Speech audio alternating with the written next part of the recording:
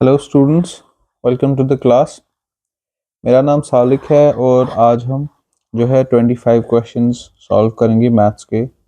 ये आपके जो है अपकमिंग जो एग्ज़ाम है जिसमें बहुत ही कम टाइम बचा है उसके लिए एक रैपिड जो है प्रैक्टिस सेशन का काम करेगा, आपको प्रिपेयर करेगा उसके लिए। और जो है एक क्वेश्चंस का कैप्सूल या एक क्वेश्चन बैंक आपके लिए for the sake of practice session जो है आपके लिए काम करेगा। बिना टाइम वेस्ट किए स्टूडेंट्स हम ये 25 क्वेश्चंस का जो है जो जिसमें हर तरीके के क्वेश्चंस आपके टच करेंगे हम, और जिसमें सारे कॉन्सेप्ट्स भी कोशिश करेंगे हम जो है लाने की। तो शुरू करते हैं क्वेश्चन नंबर 1 से। क्वेश्चन नंबर 1 क्या कहता है? In an examination 80% candidates passed in English and 85% candidates passed in mathematics, 73% candidates passed in both। ठीक है। Then what percent of the candidates failed in both? What percent of candidates failed in both subjects? देखिए students, पहले भी हमने बहुत बार discuss किया है। जब सिर्फ देखिए हमें क्वेश्चन में सिर्फ परसेंटेज परसेंटेज और परसेंटेज दी गई है, तो इसका मतलब क्या है? अगर जो टोटल नंबर होगा वो हम खुद से डिसाइड कर सकते हैं। ठीक है, तो हम क्या करेंगे? हम बोलेंगे let total number of students B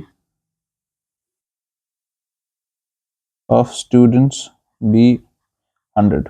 तो हम बोलते हैं टोटल कितने स्टूडेंट्स थे क्लास में भाई? 100। ठीक है। हमें क्या बोलना है? हमें ये क्वेश्चन पूछ रहा है कि 80 स्टूडेंट्स जो है वो इंग्लिश में पास हुए, 85 स्टूडेंट्स जो है वो मैथमेटिक्स में पास हुए, और 73 स्टूडेंट जो है वो दोनों में पास हुए आउट ऑफ दीज 100। ठीक है। अब हमें बताना है कि what percent of candidates failed in both. हमें बोलना है कि वो कौन से स्टूडेंट्स है जिनके ना दोनों पास हुए या जिनका ना एक एक पास हुआ। वो कैसे देखेंगे? देखिए, हम कहेंगे जो इसने परसेंट परसेंट किया है ना, क्योंकि हमने 100 लिया टोटल वैल्यू विच जिसका मतलब ही परसेंट होता है, तो हम बोलेंगे कि 80 स्टूडेंट्स या 80 कैंडिडेट्स इंग्लिश में पास हुए, 85 कैंडिडेट्स या स्टूडेंट्स मैथ्स में पास हुए, और 73 स्टूडेंट्स बोथ। अब हमें स्टूडेंट्स कैसे निकलेगा कि जो दोनों में फेल हुए, एक जो बोथ में पास हुए, प्लस हमें क्या करना है? हमें इन तीनों का ऐड नहीं करना है। ठीक है, हमें क्या करना है? एक तो 73 स्टूडेंट्स हैं जो दोनों में पास हुए, लेकिन अब जो ये दोनों में पास हुए इसमें से ये 85 और 80 में से ही आएंगे ना, ये भी इन 85 में से ही ये 73 होंगे जो जिनका इंग्लिश पास हुआ होगा। तो उसमें से ये 73 ऑलरेडी होंगे, तो वो कौन से हुए? जिनका सिर्फ इंग्लिश पास हुआ। 80 minus 73 which is equal to 7। और 85 स्टूडेंट्स में से जिनका मैथ्स जो है पास हुआ, 73 तो वो है जो दोनों में आ रहे हैं। तो अब जिनका सिर्फ मैथ्स पास हुआ वो कितने आए? 85 माइनस 73, वो कितना होता है? 5 माइनस 3 इज 2 आएगा। 8 माइनस 1 इज यस, तो विच इज 7 प्लस 12 इज 19। तो 19 स्टूडेंट्स है जो सिर्फ एक सब्जेक्ट में पास हुए, आइदर इंग्लिश और मैथ्स, और 73 है जो दोनों में हुए। तो इनका ऐड लगाएंगे, स्टूडेंट्स बोथ और 19 students in either of two. तो ये टोटल कितना हुआ? 9 एंड 3 इज 12, 1 कैरी आएगा, 7 and 2 is 9। Total 92 students passed in either, मतलब किसी एक में, और बोथ। तो हमें बताना है then what percent of candidates failed in both, मतलब जिनका एक भी पास नहीं हुआ। उसका क्या मतलब हुआ? 100 हमने लिया था टोटल, माइनस 92, हाँ बचे 8 students didn't pass in either. अब ऑप्शंस में ऑप्शन ए। ठीक है स्टूडेंट्स, ये था हमारा पहला क्वेश्चन। जल्दी से चलता है अपने दूसरे क्वेश्चन की तरफ। तो स्टूडेंट्स अगला क्वेश्चन है ये, the population of a town increases every year by 4%। ठीक है, the present population is 50%, then after 2 years it will B.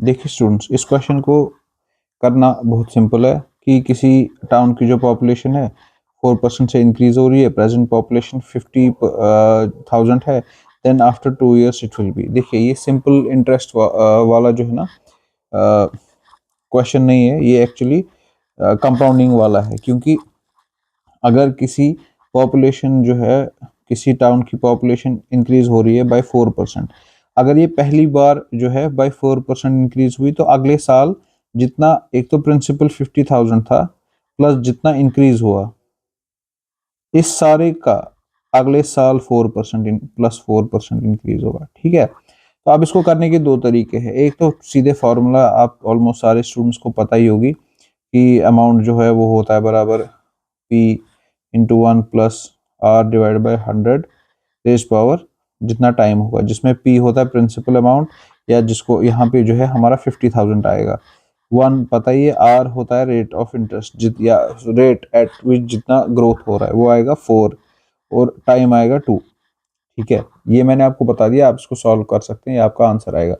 दूसरा मैं बताता हूँ, कभी जैसे फॉर्मूला आपको अचानक से भूल गई, ठीक है, या आपको याद नहीं रहा कि आर कहाँ पे था या टाइम कहाँ पे ले जाते हैं, या आपको लग रहा है कि ये कैलकुलेशन ऐसी है जो मुझे नहीं आएगी, तो उसमें क्या आसान तरीका है, देखिए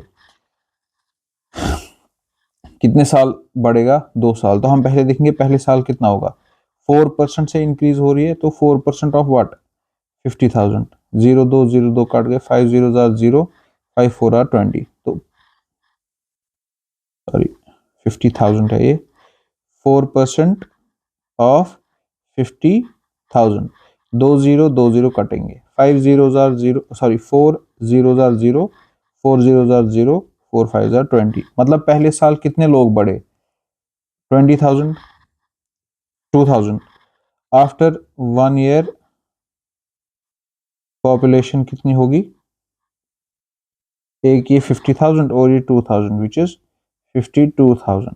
ठीक है, अब अगले साल तक कितनी बढ़ेगी, अब इस 52,000 के 4% बढ़ेंगे, 4% ऑफ 52,000, ये 2 0 काटेंगे, ये 2 0 काटेंगे, 4 0 आर 0, 4 2 आर 8, 4 5 आर 20, तो इस 52,000 को और ऐड हो जाएंगे दूसरे साल में कितने, 52,000 प्लस 2080 विच इज 0 8, ये आएगा 0, ये आएगा 4 5 4, तो टोटल 2 साल के बाद जो है पॉपुलेशन होगी 50, टोटल पॉपुलेशन आफ्टर 2 years। ये मेथड जो है इसमें ये आंसर आएगा 54080, वो जो फॉर्मूला वाला है उसमें भी यही आंसर आएगा। फॉर्मूला में जो है वैल्यूज पुट करके ऑब्वियसली आप सबको आएगा, ये वाला मेथड मैंने इसलिए दिखाया, हो सकता है कभी फॉर्मूला भूल जाती है। इसमें हमने सिंपल क्या किया, पहले हमने देखा पहले साल जो है 4% इंक्रीज पे कितना आएगा, वो आया 52,000, फिर हमने अगले साल इस 52,000 को जो है का जो है 4% बढ़ाया। ठीक है, क्योंकि हर साल जो है टोटल पॉपुलेशन का ही बढ़ता है ना, तो इसी को कंपाउंडिंग भी बोलते हैं। तो हमारा आंसर क्या आया, 54080, ऑप्शन सी। ठीक है स्टूडेंट्स, चलते हैं अगले क्वेश्चन पे। क्वेश्चन क्या बोलता है, the speed of a train going from Nagpur to Allahabad, इससे हमें फर्क नहीं पड़ता, इज 100 किलोमीटर पर आवर, हमारे पास जो है speed is 100 kilometre per hour, while coming back from Allahabad to Nagpur, अब ये इसी ट्रैक पे वापस आई, it's speed is 150 kilometre per hour, find the average speed during the whole journey. देखिए स्टूडेंट्स, स्पीड निकालने, एवरेज स्पीड निकालने में दो तरीके होते हैं। एवरेज स्पीड जो है ये दो टाइप में होती है, एक में जहां पे डिस्टेंस कांस्टेंट रहेगी, दूसरा होता है जहां पे टाइम सेम लगेगा। जहां पे सेम टाइम लगेगा वहां पे एवरेज स्पीड होती है सीधे एक साइड से जितनी स्पीड होगी प्लस दूसरे साइड से जितनी स्पीड होगी डिवाइड बाई 2। ठीक है, मतलब ये होगी स्पीड 1, एक्स है स्पीड 1, वाई है स्पीड 2 डिवाइड बाई 2, ये है फॉर्मूला एवरेज स्पीड निकालने की। लेकिन कब, जब टाइम हमारे पास सेम होगा, जब डिस्टेंस जो है डिस्टेंस कांस्टेंट रहेगी। स्टूडेंट्स उस वक्त क्या है फॉर्मूला हमारी, उस वक्त हमारी फॉर्मूला रहेगी x into y 2 times x into y divided by x plus y। ठीक है, ये हमारी जो है फॉर्मूला रहेगी उस वक्त जब डिस्टेंस कांस्टेंट रहेगी। तो इसमें वैल्यू पुट करते हैं, एक साइड की कितनी स्पीड थी 100 किलोमीटर पर आवर, दूसरी साइड की कितनी थी 150। तो 2 times 100 into 150 divided by 100 plus 150, वो हो गया बराबर, ये दो अगर 100 से 150 को मल्टीप्लाई करेंगे वो कितना होगा 2 times 150 0 0।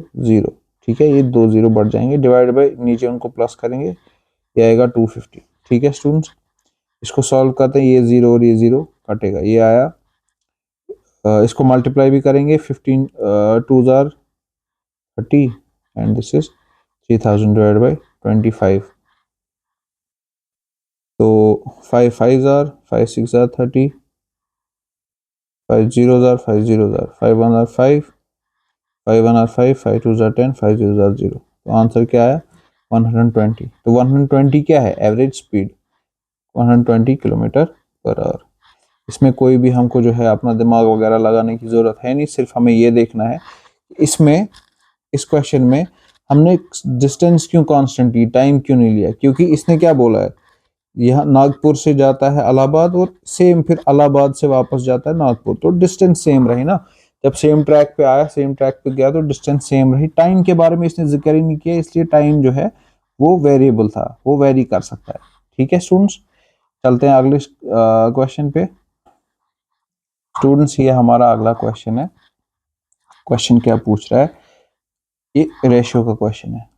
The ratio of present age of father to that of son is 7:2. After 10 years, their ages will be in the ratio of 9:4. The present age of father is, हमको फादर की present as निकालनी है। देखिए students, ये बहुत ही आसान question है। प्रेजेंट रेशियो कितना है 7:2। आफ्टर 10 ईयर्स कितना होगा 9:4। यही क्वेश्चन ने दिया है। स्टूडेंट्स देखिए बहुत सिंपल है समझना, यहाँ पे कितने यूनिट्स है, रेशियो में यूनिट ही होता है ना, 7 यूनिट्स, और यहाँ पे कितने यूनिट्स है 9 यूनिट्स, 9 नंबर, यहाँ पे 9 है, यहाँ पे 7 है। 10 साल में कितने यूनिट्स इंक्रीज हुए 2 यूनिट, यहाँ से भी कितने इंक्रीज हुए 2 यूनिट, मतलब 2 का इंक्रीज आया। इसका मतलब है अगर 10 साल में 2 यूनिट बढ़ते हैं तो 1 यूनिट कितने साल में बढ़ेगा 5 ईयर्स में। तो मतलब 5 साल है इसमें 1 यूनिट। ये रेशियो में आपने सीखा होगा कि क्या होता है, अगर 7:2 से रेशियो बढ़ा 9:4, मतलब दोनों में सेम रेशियो जो है, नंबर जो इंक्रीज हुआ इसमें भी 2 इंक्रीज हुआ, इसमें भी 2 इंक्रीज हुआ। कितने साल में हुआ 10 साल में। तो 10 साल में अगर 2 यूनिट बढ़ते हैं तो 1 यूनिट कितने में बढ़ेगा, 1 यूनिट कितने में बढ़ेगा 5 साल में। इसका मतलब है 1 यूनिट इज 5 ईयर्स।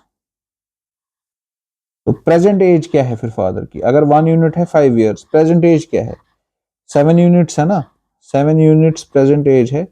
तो प्रेजेंट एज में 5 इंटू 7, अगर 1 यूनिट है 5 साल तो 7 यूनिट कितने होंगे 5 into 7 which is 35 years. Present age जो है वो फादर की 35 ईयर्स होगी।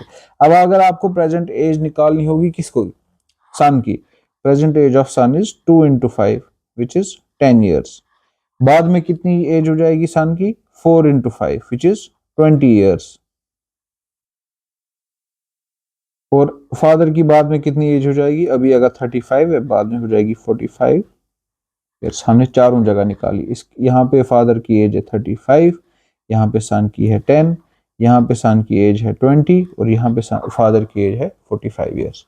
ठीक है स्टूडेंट्स, बढ़ते हैं अगले क्वेश्चन की तरफ। तो क्वेश्चन स्टूडेंट्स है,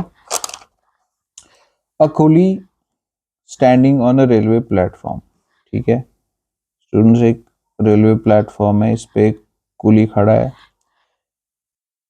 observe that the train going in one direction, एक ट्रेन यहाँ से आ रही है, ये इधर इस तरफ जा रही है, पासेस हिम इन 4, इसको 4 सेकेंड्स लगे इसको पास करने में, ठीक है।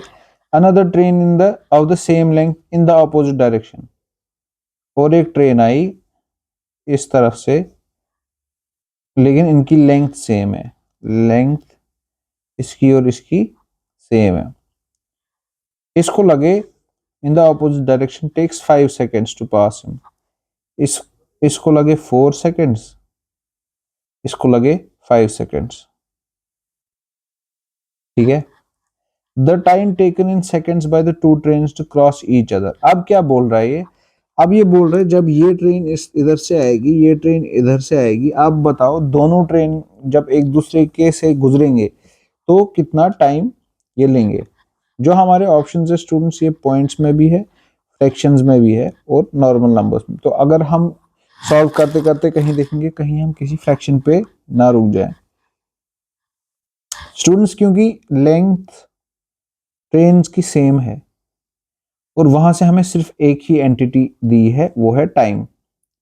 यहां पे भी टाइम दिया है, यहां पे भी टाइम दिया है, लेंथ दोनों की सेम है, इसलिए अगर हम कोई एक लेंथ चूज करते हैं वो दोनों की सेम रहेगी और उससे कोई फर्क नहीं पड़ेगा क्योंकि दोनों की लेंथ सेम रही जो है मिल रही है। हम क्या करेंगे, हमें क्या करना है, हमें निकालना है दोनों को ईच, जब ये ट्रेन यहां से आएगी, ये ट्रेन यहां से आएगी, जब ये दोनों एक दूसरे को पास करेंगे तो इसमें कितना टाइम लगेगा।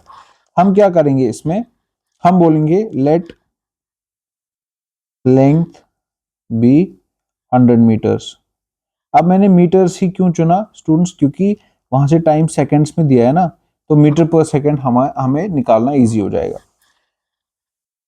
अब हम देखते हैं कि इन दोनों को जो है एक दूसरे को क्रॉस करने में कितनी स्पीड कितनी है, इस ट्रेन की कितनी स्पीड है और इस ट्रेन की कितनी स्पीड है। देखिए क्यों मैं स्पीड क्यों ढूंढ रहा हूं, मैं स्पीड इसलिए ढूंढ रहा हूं, देखिए लेंथ हमको पता है वो सेम है और हमने अज्यूम की वो 100 मीटर्स है, ठीक है।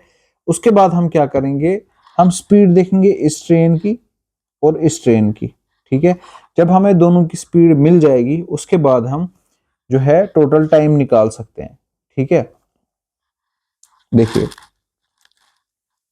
हमें लेंथ मिली 100 मीटर्स, तो स्पीड किसके बराबर होगी, ऑफ ट्रेन 1, इसका नाम हम रखते हैं ट्रेन 1, इसका नाम हम रखेंगे train 2।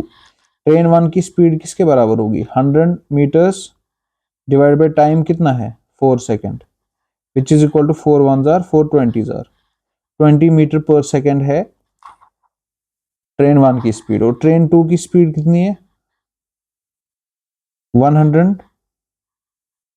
Metre divide by 5 seconds, which is 5, और यहाँ पे 5 4 into 25 is 100, 425 is 100, तो ये आएगा 5 2 जार 0 जार मीटर पर सेकेंड। स्पीड 1 है इतनी, स्पीड 2 है इतनी, 20 मीटर पर सेकेंड और 25 मीटर पर सेकेंड। जब ये ट्रेन दोनों एक दूसरे की तरफ जा रही हैं तो क्या ये स्पीड्स ऐड नहीं होंगी, अगर ये ऑपोजिट सेम डायरेक्शन में जा रही होती, ये दोनों ट्रेन सेम डायरेक्शन में जा रही होती तो स्पीड माइनस होती है। और स्टूडेंट जब ट्रेन जो है या कार जो है या दो ऑब्जेक्ट्स एक दूसरे की तरफ आ रहे होते तो स्पीड जो है वो ऐड हो जाते हैं। तो अब टोटल टाइम टेकन किसके बराबर होगा, दो ट्रेन्स की जो लेंथ है, क्योंकि ये दोनों ट्रेन्स को एक दूसरे को क्रॉस करना है ना, ठीक है। हम मानते हैं ये ट्रेन 1 है और ये ट्रेन 2 है, ये इधर जा रही है, ये इधर जा रही है, यहां से ये क्रॉस करना शुरू करेंगे, जब तक ये एक दूसरे को क्रॉस करें, जहां से क्रॉस करना शुरू करेंगे वही होगी ना टोटल डिस्टेंस जो इन दोनों को कवर करनी है। तो इसका 100 मीटर और इसका 100 मीटर, ठीक है। तो टोटल डिस्टेंस आएगी 200 मीटर्स और टोटल स्पीड कितनी आएगी, क्योंकि ये एक दूसरे की तरफ जा रहे हैं इनकी स्पीड्स ऐड होंगी, टोटल स्पीड आएगा 25 मीटर पर सेकेंड प्लस 20 मीटर पर सेकेंड, ठीक है।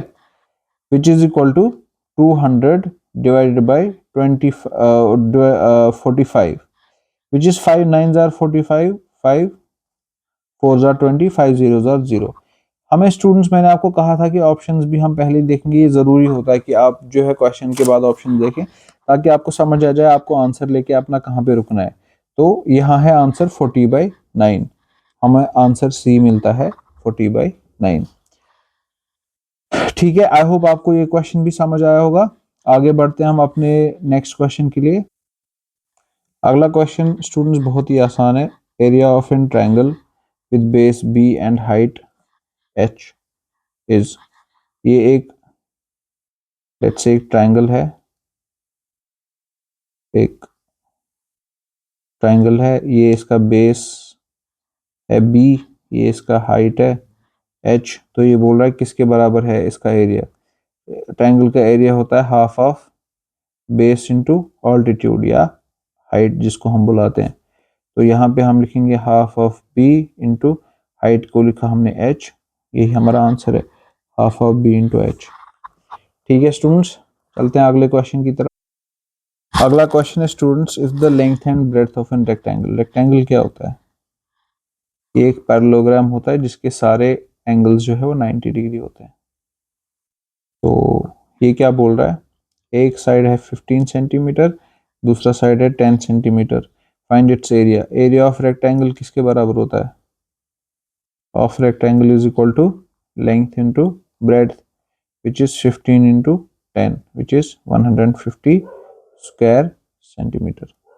स्टूडेंट से याद रखना एरिया हमेशा स्क्वायर सेंटीमीटर में आता है, क्योंकि देखिए ये जो लेंथ है ये भी सेंटीमीटर है, ये जो ब्रेड्थ है ये भी सेंटीमीटर है। सेंटीमीटर और सेंटीमीटर भी मल्टीपल होता है ना, जब आप 15 और 10 को मल्टीपल करते हैं तब इनके जो सेंटीमीटर इधर से है और इसका सेंटीमीटर है ये भी मल्टीपल होते हैं।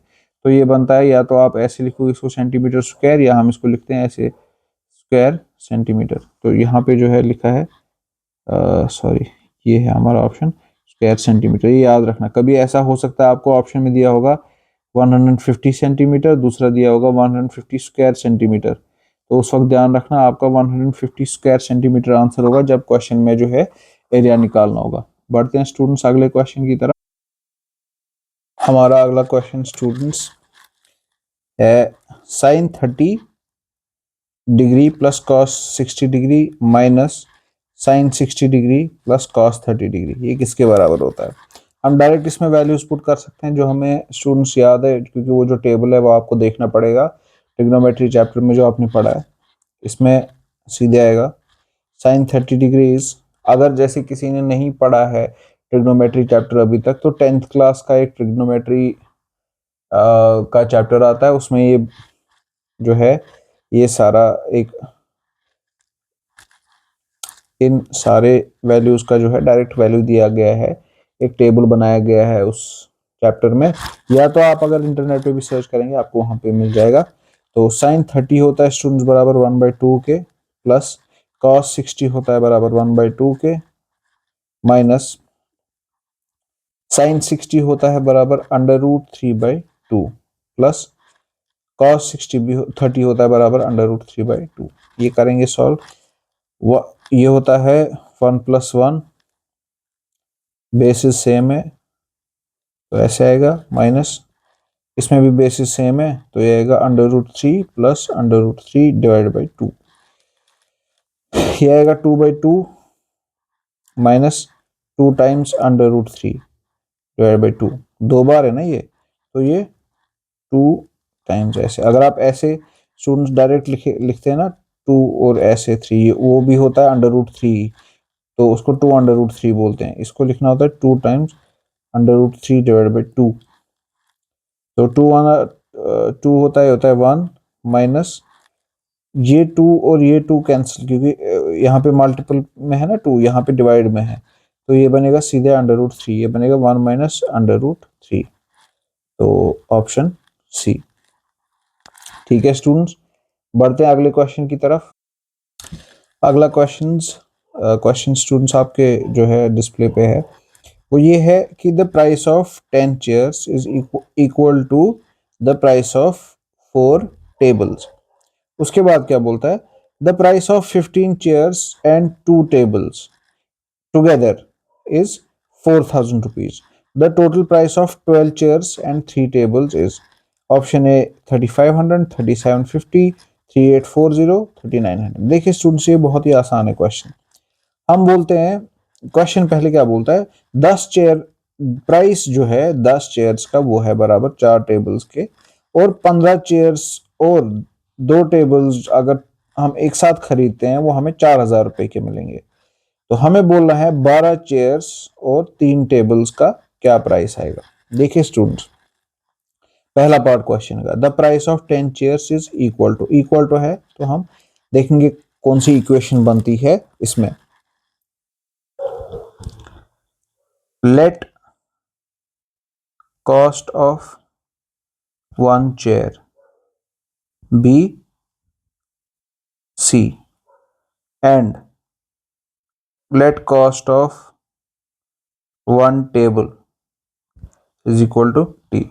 अब क्या बोलता है ये, 10 चेयर्स का कॉस्ट, मतलब 10, ये एक चेयर का कॉस्ट है, तो 10 चेयर का कॉस्ट बनेगा 10C is equal to 4 tables, T है एक टेबल का कॉस्ट, तो 4 टेबल्स का बनेगा ये बनी इक्वेशन 1।